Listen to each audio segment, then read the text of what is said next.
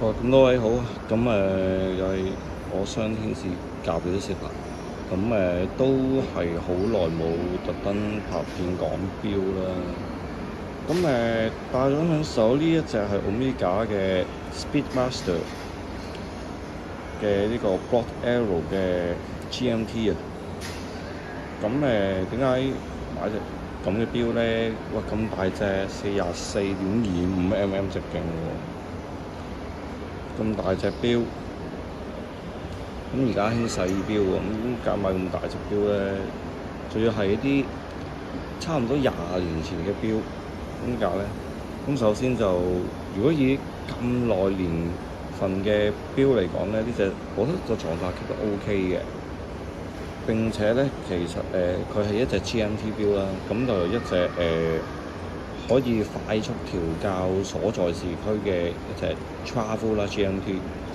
咁你諗下，嗱 Speedmaster 本身就已經係計時啦，咁仲要有埋一個日期功能啦，有 GMT 功能咧，咁其實係一隻功能好全面嘅錶嚟嘅。咁即係你除咗話佢大隻啲，或者夜光可能相對嚟講就比較低調啲之外咧，其實都即係如果需要出 trip，即係啲 business trip 啊，或者係會 keep 住去下旅行嘅朋友嚟講咧，其實呢隻錶係幾實用嘅，係啦。咁並且其實錶帶嘅質感我都覺得幾好。咁呢款錶就停產款嚟嘅，咁就佢搭載咗一個 Omega 3603嘅機芯啦。咁其實3603機芯係一個點嘅機芯咧？其實就係一隻咧由 Frederick Begate 嘅1285改出嚟嘅。咁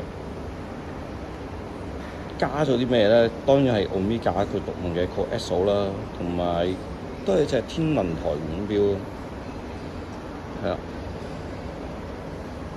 咁Frederick Begate 嘅計時碼錶機芯就通常都係嗰啲垂直離合啦，同埋倒儲輪咯，嚇。咁以瑞士嘅一啲所謂通用機芯嚟講咧，其實 Frederick Begate 嘅機芯咧係比較早去應用到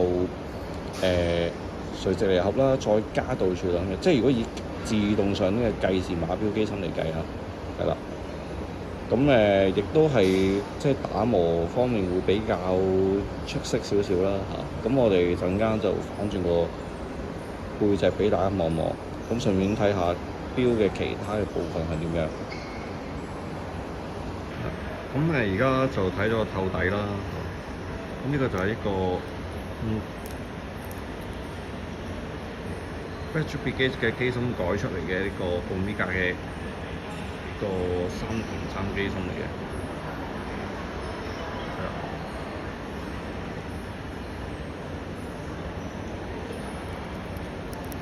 咁亦都順便觀察埋條錶帶啦。咁其實佢咧，即係佢雖然唔係咩潛水款嘅錶啦，但係都做咗一個厚橋啊。咁錶帶亦都除落嚟好方便，因為佢呢度係用掣嚟撳，跟住就可以鬆開條錶帶㗎。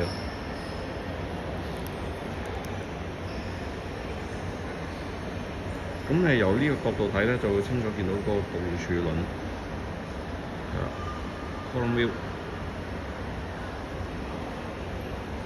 咁始終係計時款啦，咁循例都操作下佢啦。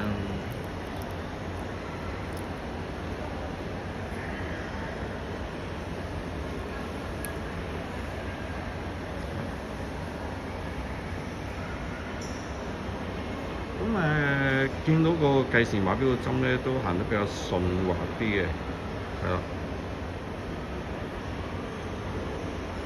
咁垂直離合嘅好處就係佢啟動嗰個計時碼錶功能嘅時候咧，就唔會話啲針咧震一震跳一跳咁樣嘅。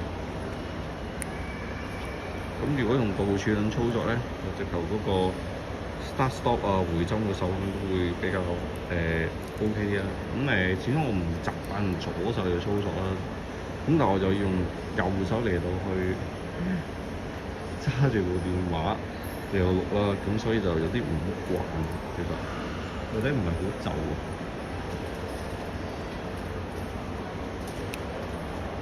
咁回心一下咧就好順嘅，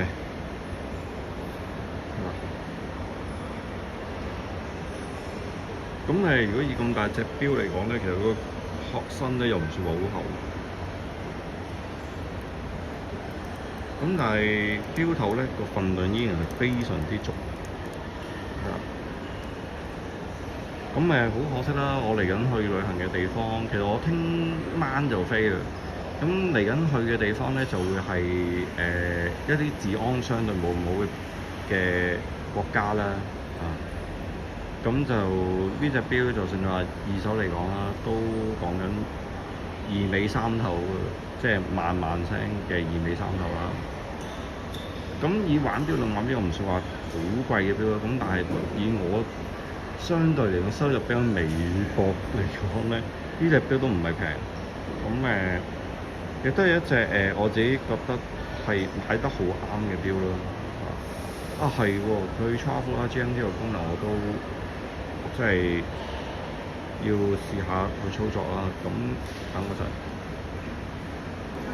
好啦，而家就試下操作下先。咁掹一掹個錶冠出嚟，掹咗一格就得㗎啦。係啦，嗱，如果個地方慢過香港1個鐘嘅，咁就咁樣褪啦，即係如此類推啦。Travel GMT 嗰啲操作都係咁上下啦。咁而家好啦，翻返去香港市區先。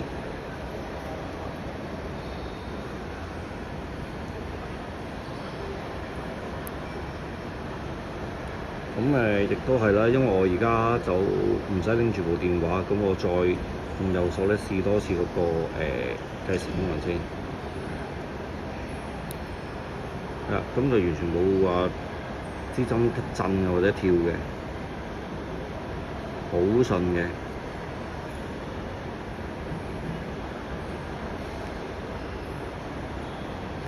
咁應該呢個機芯嗰個擺幅應該係4個赫茲，28,800次每小時嘅擺頻，係啦，應該係啦。如果我冇記錯，記錯咗嘅話就冇辦法啦。我之後再喺 description 嗰度修正翻。